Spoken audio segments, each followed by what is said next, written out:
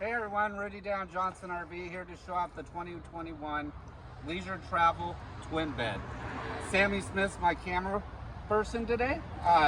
Please reach out to her if you have any questions. So this one comes with the Alcoa rims. Every Leisure Travel's full body paint. You have the courtesy light right there, so when you go in and out, the driver passenger lights up.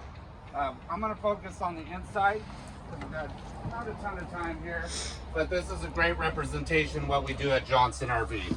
You have great storage up top, solar panels, leveling jacks. This thing is very well equipped. This is espresso brown with the Antarctica countertops.